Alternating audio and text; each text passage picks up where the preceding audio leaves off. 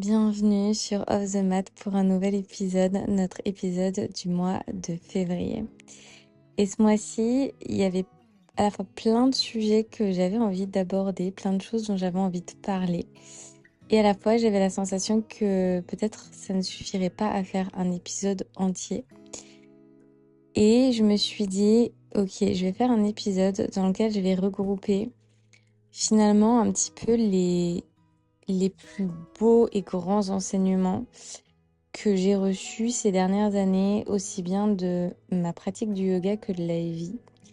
Et je le dis, je crois, assez souvent dans les épisodes, mais c'est un truc qui vraiment m'anime et qui me fait me sentir hyper alignée avec le yoga.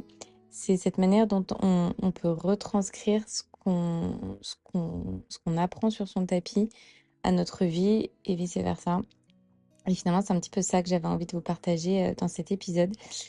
Euh, pour celles qui m'écoutent depuis un certain temps, vous savez que mon, mon grand, je vais pas appeler ça mon grand combat, mais en tout cas, la chose sur laquelle je travaille le plus ces dernières années, c'est sur l'estime de soi, c'est sur l'amour de soi, c'est sur reprendre confiance en soi. Et pour ma part, c'est plus dans le côté de l'énergie féminin. Euh, ouais, la féminité, toute cette partie énergétique-là. Et me reconnecter à cette part de femme qui est en moi. Et finalement, je me suis dit, il y a plein de choses que j'ai appris ces derniers mois, ces dernières années, que j'avais vraiment envie de partager avec vous parce que c'est vraiment des choses qui ont eu un impact réel dans ma vie, dans ma manière d'aborder la vie et aussi dans ma manière d'aborder ma pratique. Pour donner un petit peu aussi de background parce que moi, je suis dans ma bulle de ma vie, donc je sais, mais parfois je me dis, est-ce qu'on se rend compte de forcément de, je dis pas des choses que je traverse, mais en tout cas, de, j'essaie de partager au maximum sur Insta notamment, parce que c'est vraiment le réseau social que j'utilise le plus pour partager mon quotidien. D'ailleurs, c'est le seul que j'utilise pour partager mon quotidien. D'ailleurs, j'adore cette plateforme-là.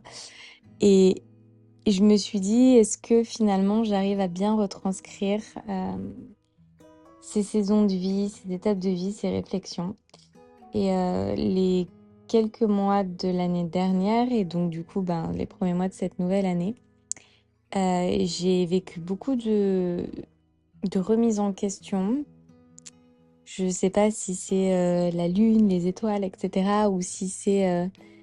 D'ailleurs, dites-le moi en commentaire, est-ce que c'est quelque chose que vous avez vécu récemment? Cette sensation en fait qu'il y a vraiment un cycle qui s'est terminé et un nouveau qui s'ouvre. Je l'ai ressenti d'une manière tellement forte et puissante que je ne pouvais pas en fait finalement ne pas en parler et partager justement ces enseignements qui pour moi ont ouvert un peu ce nouveau cycle et ont clôturé l'ancien parce que j'ai vraiment eu la sensation de passer d'une saison de moi-même, une version de moi à une nouvelle version de moi. Et, euh, et bref, j'avais donc envie de vous partager ces enseignements-là parce que c'est des gros mindset switch qui m'ont aidé à reprendre confiance en moi et à aborder mes relations, ma vie, mais aussi beaucoup ma pratique avec davantage de sérénité. Les grandes réflexions que j'ai traversées ces derniers mois, c'est beaucoup vis-à-vis de comment je priorise les choses dans ma vie et comment j'ai envie justement de changer mes priorités en 2026. Ces dernières années, je les ai consacrées à mon travail, je les ai consacrées à trouver une voie, à partager ma voix, à ma pratique, à reconnecter avec mon corps, reconnecter avec le mouvement, etc. Et à présent, j'arrive à un peu un nouveau cycle où je me dis, ben en fait, j'ai construit tout ça et c'est confortable. Et moi, c'est un truc, c'est que je suis toujours dans la quête d'un confort permanent. Donc en fait, dès que je me retrouve dans une sensation qui est hyper confortable, je me dis, ok, là, je m'ennuie. En fait, je me sens pas assez stimulée. Et si je m'ennuie, entre guillemets, est-ce que ça veut dire que ben finalement, j'ai un peu écumé ce que j'avais écumé dans ce chapitre-là de ma vie et il faut que je passe à autre chose? Ou au contraire, Est-ce que ben, la vie, c'est finalement ça, en fait, c'est savoir aussi apprécier tout simplement les choses telles qu'elles sont et que ben, la vie et notre destinée, notre direction, a pas forcément besoin d'être difficile, tout n'a pas besoin d'être un challenge pour que ce soit aligné justement. Et est-ce que quand on est ben, à fond dans son dharma, finalement, ben, ça devrait pas être tout simplement facile. Et donc, ces derniers mois, ces dernières semaines, j'ai pas remis en question vraiment mon travail parce que je sais que je suis passionnée par ce que je fais, je suis passionnée par ce que je vous transmets et c'est pas du tout quelque chose que j'ai envie d'arrêter. Mais je me suis demandé de quelle manière en fait je pouvais changer ma perception sur ma manière justement de transmettre, sur ma manière de pratiquer et peut-être retrouver un petit peu plus de clarté sur mon chemin et sortir de mes habitudes, sortir de mes routines pour ben, vivre ma vie de manière un petit peu différente. Vous savez, c'est un peu comme quand vous passez des années en fait à travailler sur quelque chose et c'est normal que vous fassiez, je sais pas, une fixette dessus, mais c'est normal que ça prenne autant de temps et d'énergie dans votre vie. Mais une fois que les choses ont été construites, une fois que les choses sont là, et ben l'énergie, il faut qu'on puisse la mettre ailleurs ou ouais, qu'on repriorise en fait finalement en fonction de ses besoins. Et c'est vrai que ces derniers temps, j'ai eu la sensation que ben dans mon travail et dans ma vie, tout était fluide, était naturel, était presque devenu automatique. Et ce côté automatique me dérangeait un petit peu. Je me dis, en fait, est-ce que quand on se met un peu en pilote automatique, est-ce que ça veut forcément dire qu'on fait les choses avec suffisamment d'excitation, avec suffisamment d'ouverture d'esprit aussi? Ou est-ce que finalement on est juste enfermé dans une structure dans laquelle on a l'habitude? Donc j'ai un peu chamboulé tout ça et je me suis dit, ok, toi, Marine, de quoi est-ce que tu as besoin vraiment dans ta vie pour te sentir mieux, à quoi tu as besoin de t'ouvrir, etc.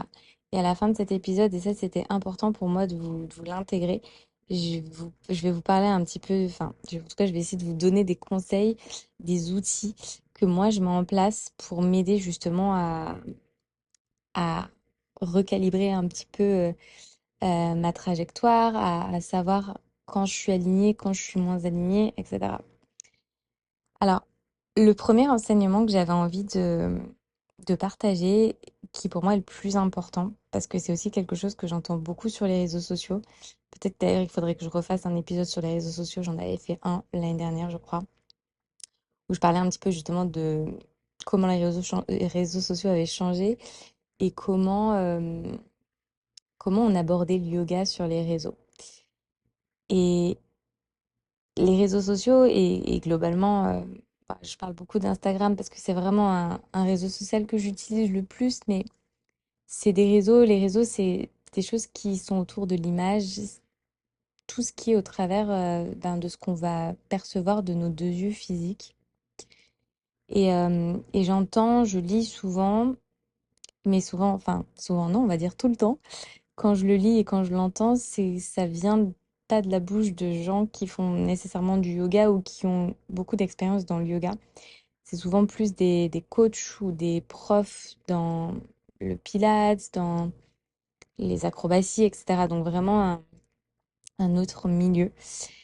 Et il y a je pense, et là je vais vraiment partager mon point de vue et ma vision des choses, mais je pense qu'il y a une vraie confusion avec ce qu'est le yoga et moi ce que je dis souvent. Quand on me dit est-ce que ce que tu es en train de faire c'est du yoga? Je réponds qu'en fait le yoga c'est pas quelque chose qui se voit. En fait, le yoga c'est quelque chose qui se vit.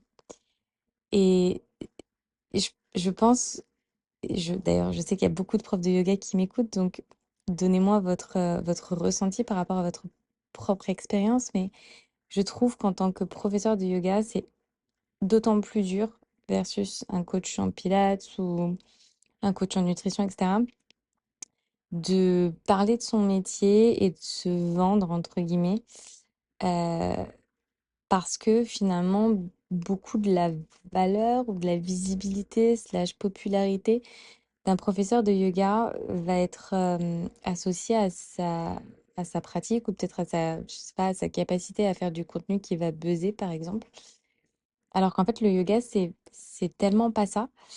Et on peut être un acrobate et on peut être un contorsionniste et pratiquer le yoga, comme on peut pratiquer une séquence de yoga traditionnelle et pas vraiment pratiquer le yoga. Je m'explique, mais je pense que beaucoup d'entre vous auront compris, parce que je sais que beaucoup d'entre vous font du yoga, mais je sais aussi qu'il y en a qui sont nouveaux dans le yoga et qui sont pas forcément familières avec la philosophie du yoga. Mais le yoga, c'est une manière de vivre, c'est des valeurs, c'est une façon de s'ouvrir à la vie, d'accueillir les choses avec davantage de sérénité, de paix, de détachement.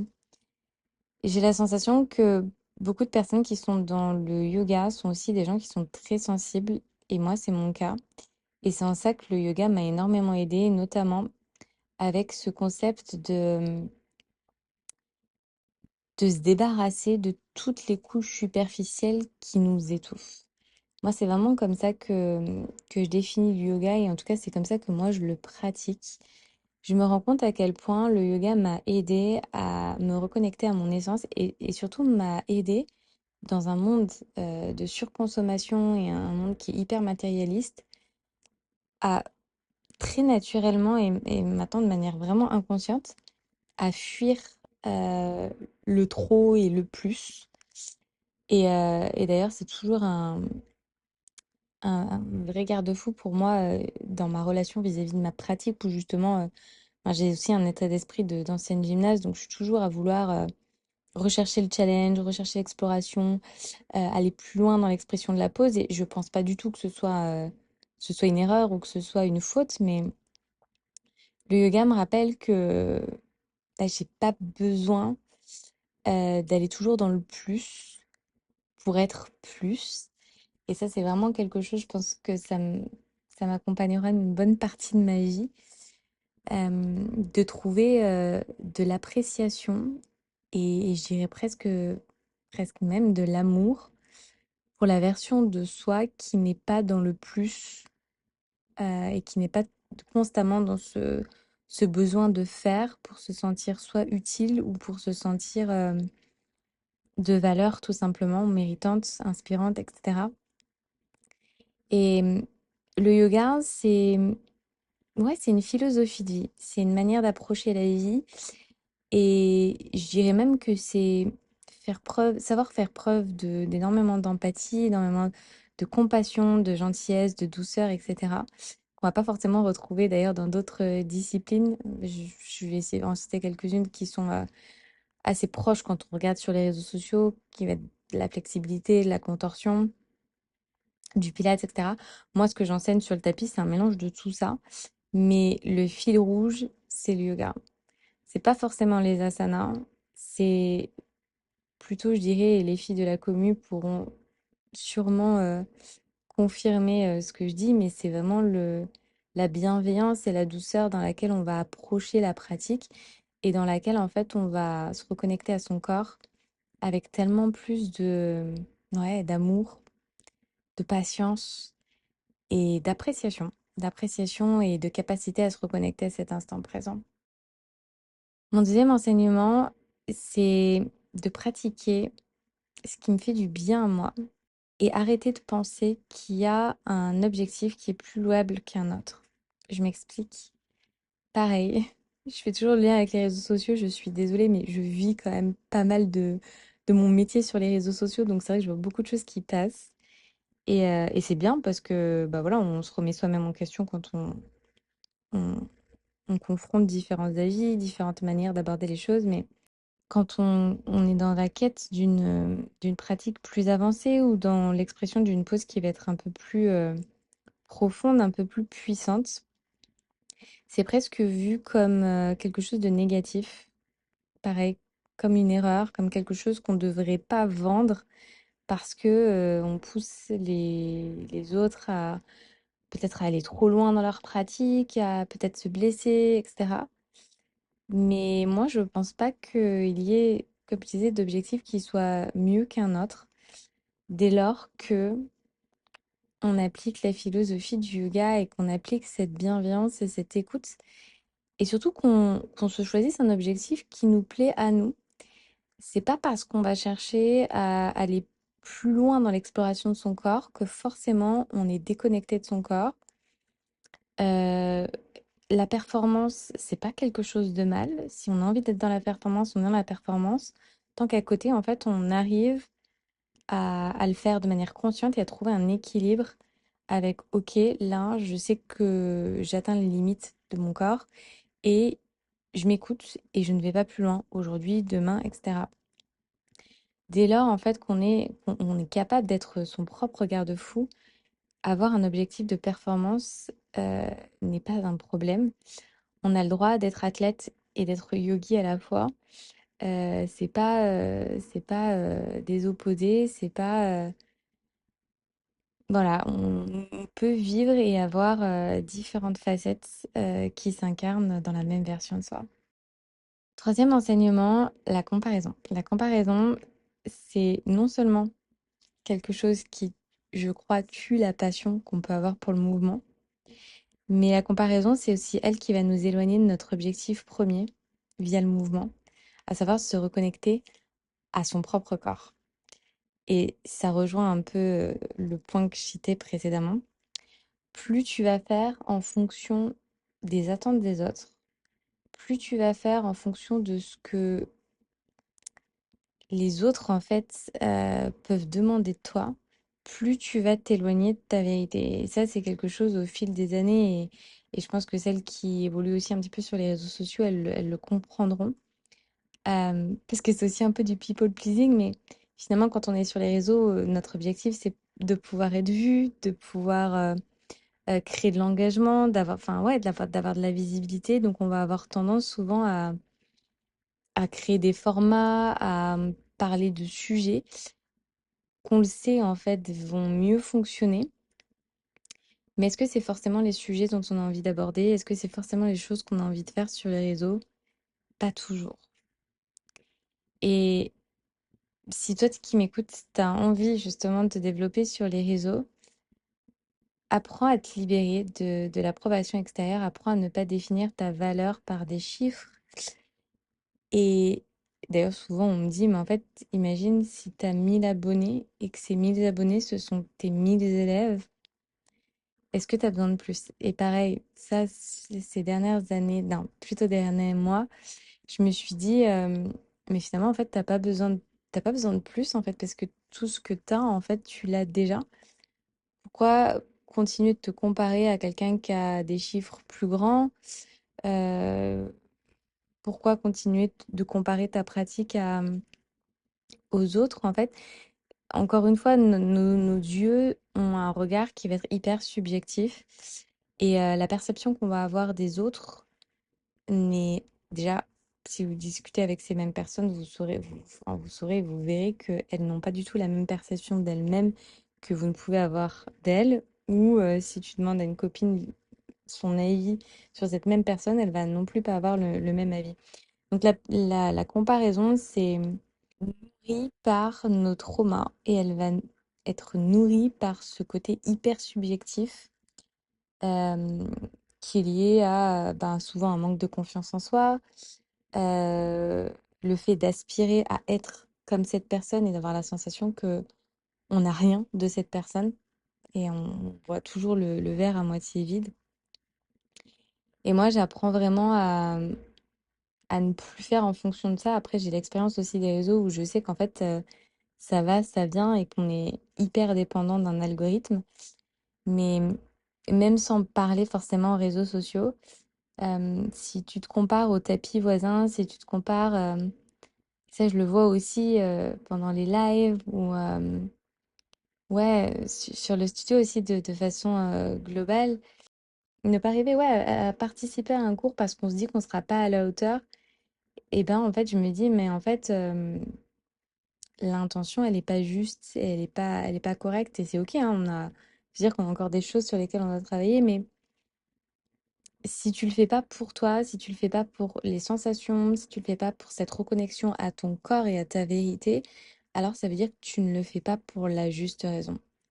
De la même manière, quand tu te compares, tu vas aussi comparer peut-être le fait que toi, ça met beaucoup de temps euh, à progresser, ou peut-être que tu as même la sensation que tu régresses, etc.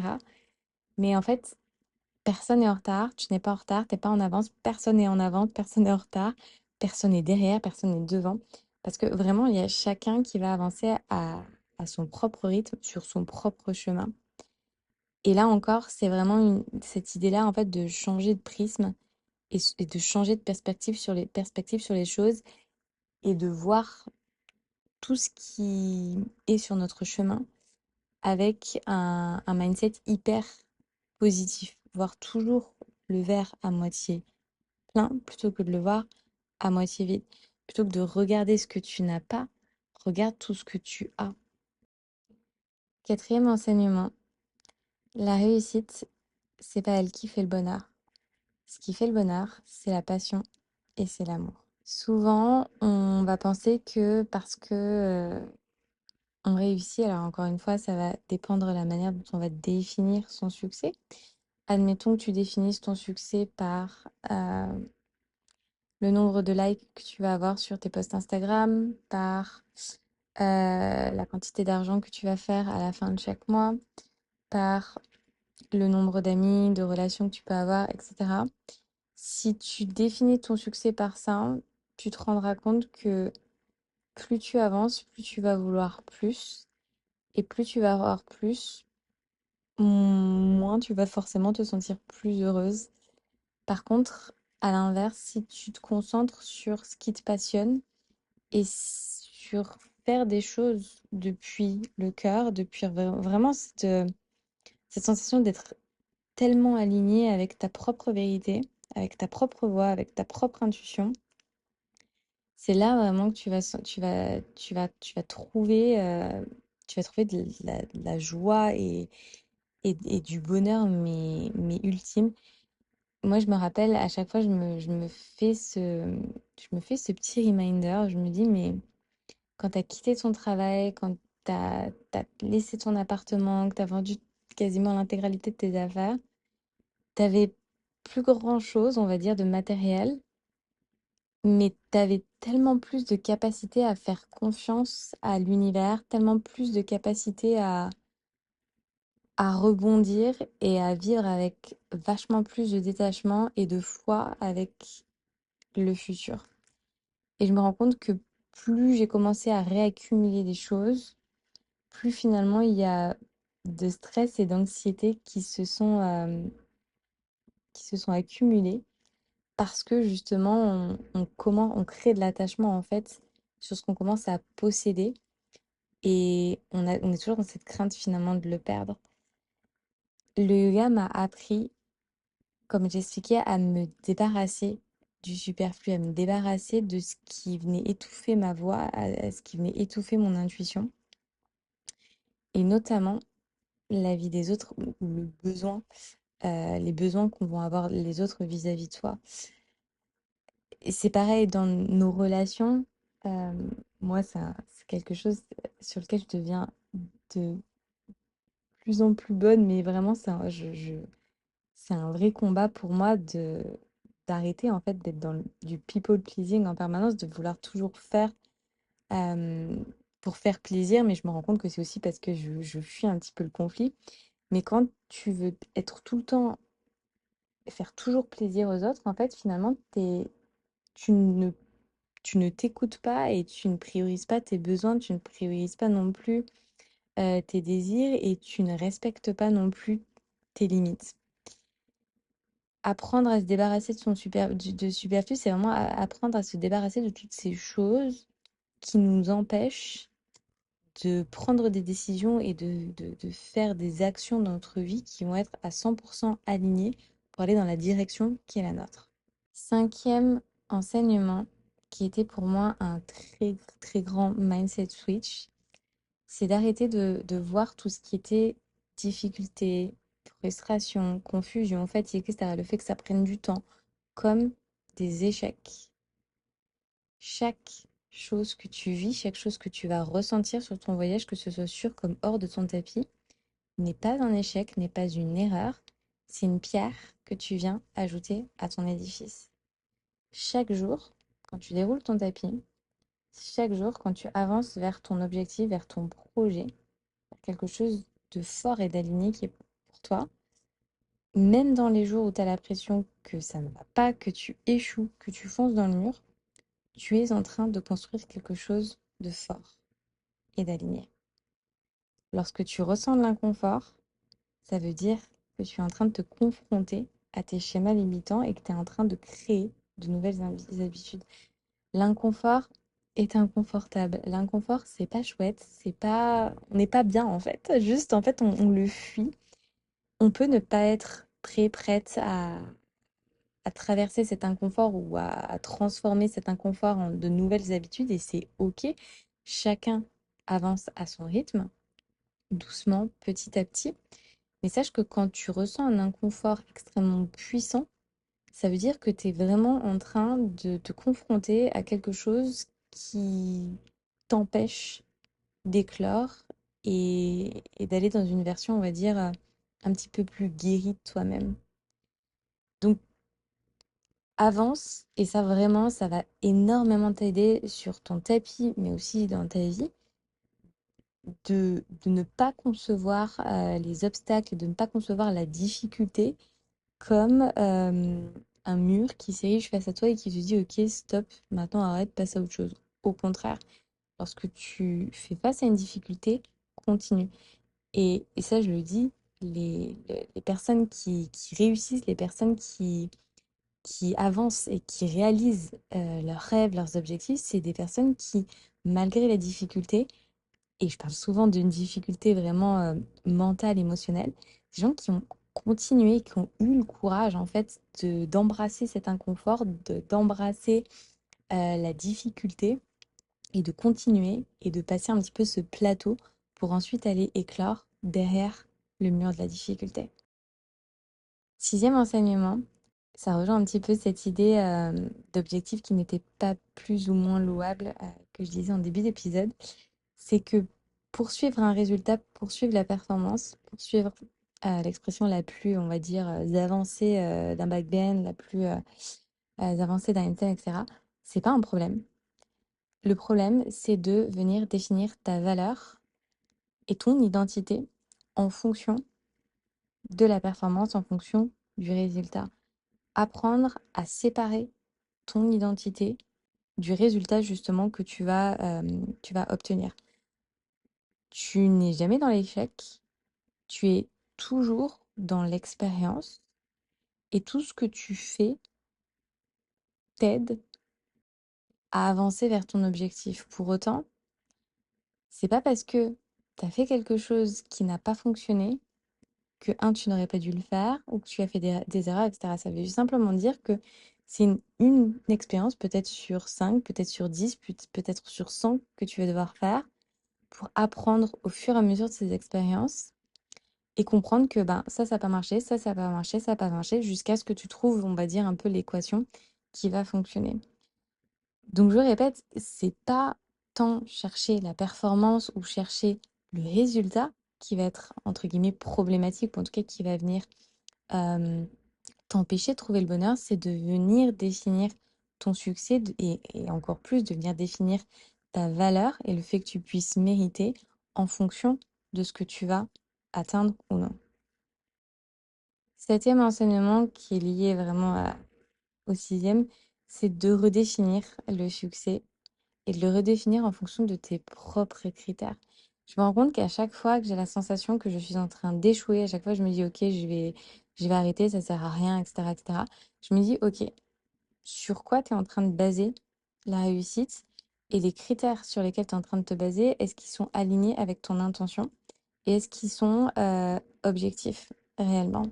Ou est-ce que tu es en train justement d'être dans la comparaison, d'être dans la jalousie, d'être dans l'avidité, etc.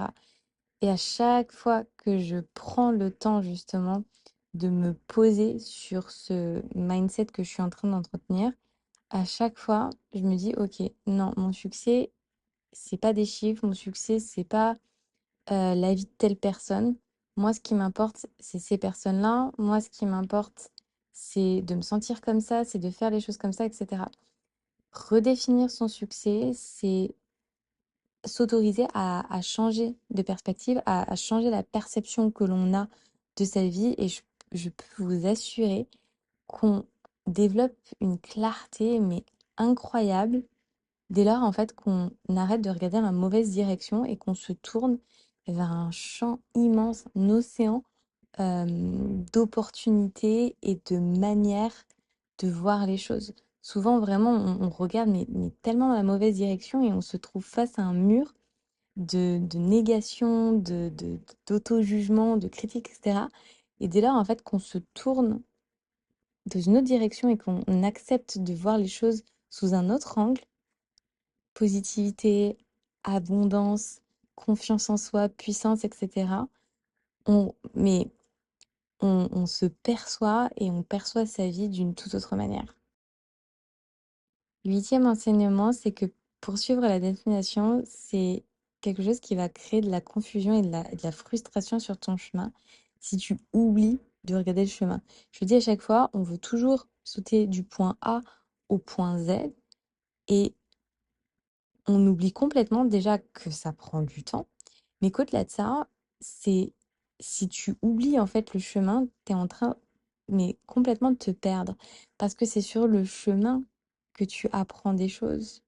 C'est étape après étape que les enseignements en fait ils se présentent à toi et si tu n'as pas cette ouverture d'esprit, si tu n'as pas cette capacité à t'ouvrir et à embrasser ces enseignements, alors tu n'arriveras jamais vraiment à ta destination et où tu n'arriveras jamais à recalibrer ou à prendre une trajectoire différente pour changer de direction et arriver peut-être vers une autre destination.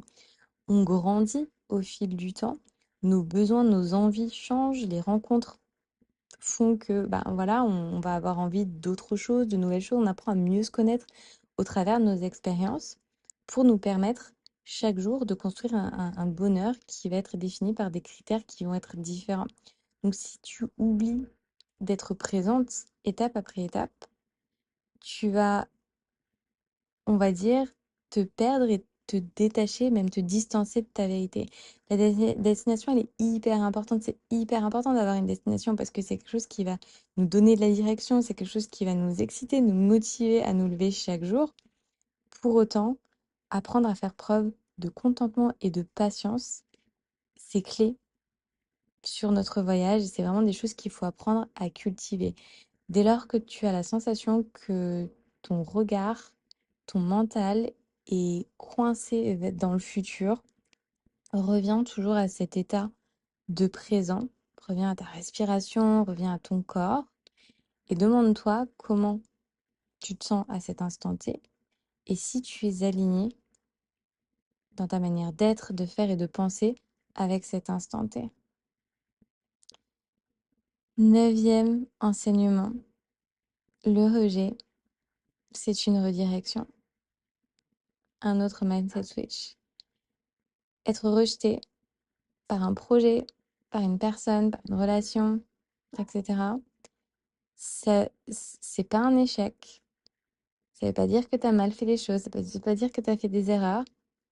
Apprends à faire confiance à l'univers. Si quelque chose s'est présenté à toi et que tu ne l'as pas obtenu, ça ne veut pas forcément dire que tu as échoué. Au contraire, ça veut dire que l'univers est en train de te dire ça ne t'était pas destiné, il y a quelque chose d'autre qui t'est destiné. Les points n'étaient pas alignés et c'est très bien. Ça ouvre la porte à autre chose. Le rejet, moi, c'est quelque chose que j'ai énormément vécu. J'en ai parlé dans les quelques derniers épisodes, ces derniers mois, d'un point de vue plus personnel, relationnel, mais aussi dans des directions que j'ai voulu prendre d'un point de vue peut-être un petit peu plus professionnel. Et en fait, j'avais un peu l'impression, bah, finalement, de revenir un peu au point de départ, entre guillemets, sans revenir au point de départ, parce que ben, les expériences m'ont appris des choses sur moi, sur la vie, etc.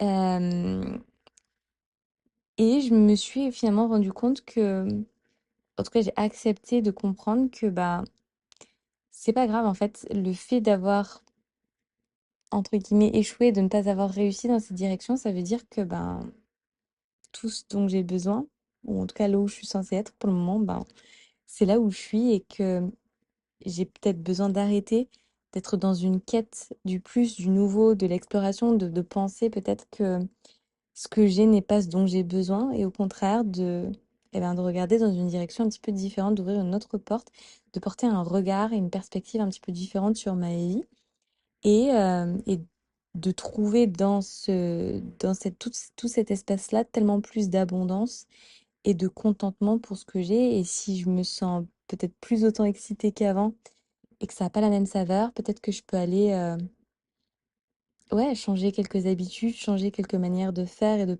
percevoir les choses pour ben, rapporter un petit peu de couleur à mon éventail. Dixième et dernier enseignement que j'avais envie de te partager.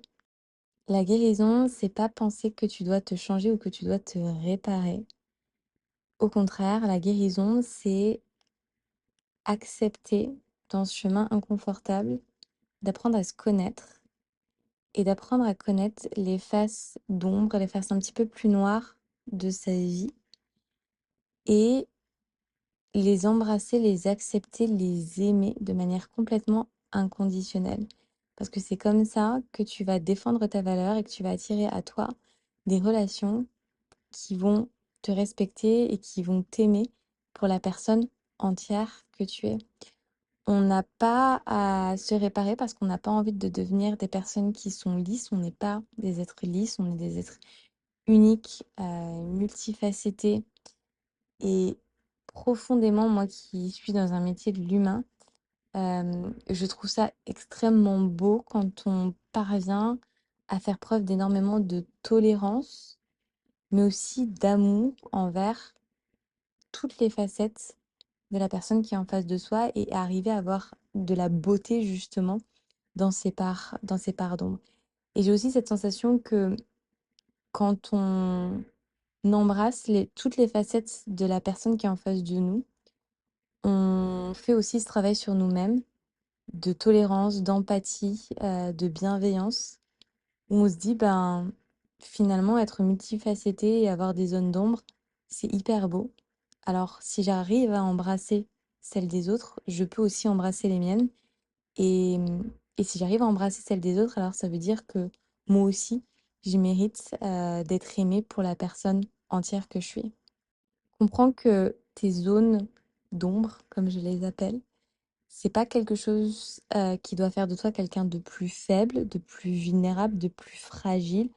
Au contraire, apprendre à les embrasser, c'est aussi apprendre à embrasser sa pleine puissance et à reprendre confiance en soi.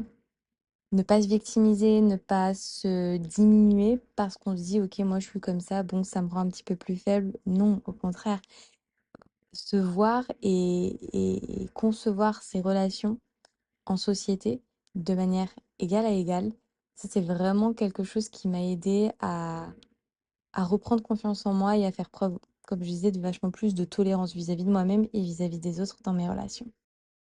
Je termine cet épisode avec quelques outils, quelques conseils que j'utilise de manière vraiment pratico-pratique dans mon quotidien. Et j'en ai déjà parlé dans les précédents épisodes, mais ça fait énormément sens ici parce qu'on a quand même beaucoup parlé de dharma, d'apprendre à écouter sa voix, d'être connecté à ses émotions, de savoir changer de trajectoire quand c'est besoin, quand on en a besoin, etc. Ce qui m'aide chaque jour à être connecté à mon intuition, à être connecté à ma vérité et à avancer dans ma vie de manière alignée, étape après étape. Et j'en ai déjà parlé, mais c'est vraiment l'écriture. Donc tous les matins, ouvrir mon carnet ou tous les soirs et remplir une page vierge et pareil, j'en avais parlé dans je me rappelle plus exactement quel épisode c'était, mais il y a trois questions très simples que je me pose et ça prend 5 minutes à y répondre. Première question, comment je me sens ce matin? Et d'ailleurs, je fais ça, je précise, mais évidemment, je fais ça avant d'allumer mon téléphone. Je fais ça avant d'être en contact avec le monde extérieur. parce que dès lors que je suis en contact avec le monde extérieur, déjà, si je n'ai pas en tête mon intention et mes besoins, alors je n'agis peut-être pas à l'instant présent de la manière dont j'en aurais besoin. Première question, comment je me sens? Deuxième question de quoi j'ai besoin en fonction de comment je me sens. Et troisième question, qu'est-ce que je vais faire pour m'assurer de répondre à ces besoins et d'embrasser et de faire du bien à mes émotions pendant ma journée, de sorte à que est-ce que je me sente bien, est-ce que je me sente paisible. Moi, mon objectif, on va dire, dans la vie, c'est de protéger ma paix intérieure, c'est de protéger ma sérénité. Je suis quelqu'un de, on va dire, naturellement anxieux ou stressé, voilà, être très éponge. Donc, ma paix intérieure, ma sérénité, c'est quelque chose que je cherche à préserver au quotidien. Donc, si le matin, je me sens déjà très stressée alors que je n'ai même pas été confrontée avec le monde extérieur, ça veut dire que je vais devoir faire preuve d'encore plus d'attention avec les décisions que je vais prendre, par exemple, quand je vais utiliser un téléphone, quand je vais regarder mes mails, etc. Donc, vraiment préparer mon état d'esprit, préparer mon corps de manière optimale pour m'assurer justement que je me sente pas prise d'une vague d'anxiété. Ensuite, de manière un petit peu plus globale, généralement, et c'est quelque chose qui se fait de manière assez organique. J'ai pas forcément besoin d'en faire un rituel, mais si tu as besoin d'en faire un rituel chaque année, fais-en un rituel. De te définir en fait un objectif à long terme. Alors ça peut être un objectif à long terme sur 6 mois, un an, 10 ans, etc. Un projet, un seul projet, pour pas non plus t'overwhelm et que tu aies la sensation que tu sais plus par quoi commencer, quoi faire. Moi, je choisis un projet ou alors, je choisis un projet perso et un projet professionnel parce que justement, avoir cet équilibre entre les deux, je trouve, c'est hyper important. Pas avoir la sensation toute l'année d'avoir fait que travailler ou au contraire, avoir la sensation à la fin de l'année ben, de, de rien avoir vraiment réussi d'un point de vue professionnel. Et je pense que c'est hyper important pour son épanouissement à soi, en fait, de savoir se créer du temps pour ses projets pro et aussi pour ses projets perso. Donc, je choisis un peu ma top priorité et je vais construire ensuite des objectifs à moyen et à court terme, un petit peu comme des petits trackers. Donc, je vais avoir un objectif mensuel, je vais avoir un objectif hebdomadaire et puis après, je vais avoir des petits objectifs quotidiens. Donc, c'est un peu comme si, quand tu construis un rétro-planning, je ne sais pas si c'est un outil que tu utilises, que tu connais, mais en fait, tu vas avoir ta big picture, on va dire. Et puis après, tu vas resserrer un petit peu l'entonnoir et tu vas mettre en place des actions euh, qui, petit à petit, en fait, vont t'aider à avancer vers ton grand objectif. Ça te permet de ne pas perdre de vue ton objectif. Et même dans ces journées où tu as besoin de te mettre en pilote automatique, ben, tu sais que tu as ta petite to-do list chaque jour. Et malgré tout, tu continues d'avancer vers ton objectif et vers ton projet et ton rêve. Quelque chose aussi que j'ai appris à faire avec le temps, c'est de ne pas être trop rigide justement avec mes petits objectifs du quotidien, donc avec ma petite to-do list. Je me dis que voilà, j'ai, on va dire, ma grande priorité de la journée ou peut-être deux, trois grandes tâches que j'ai besoin d'accomplir. Et ce que j'ai pas fait dans ma journée, eh ben, je les remets à plus tard. Encore une fois, ce qui est important, et je pense que plus on vieillit, plus on gagne en sagesse et en maturité, c'est de trouver du plaisir dans ce que l'on fait et à la fin de la journée, toujours s'octroyer un moment pour soi, un moment où on va se détendre et on va déconnecter et vraiment laisser de la place au repos. Rappelle-toi toujours que l'important, c'est de trouver cet équilibre entre ta productivité et ton plaisir. Comme je disais, de laisser de la place au repos, quelle que soit la manière dont tu définisses le repos. Je précise que scroller sur son téléphone n'est pas forcément du repos. Prendre vraiment le temps de, de poser, de se déconnecter des écrans. On vit tellement dans un monde connecté que on oublie de vivre sa vie en dehors d'un écran.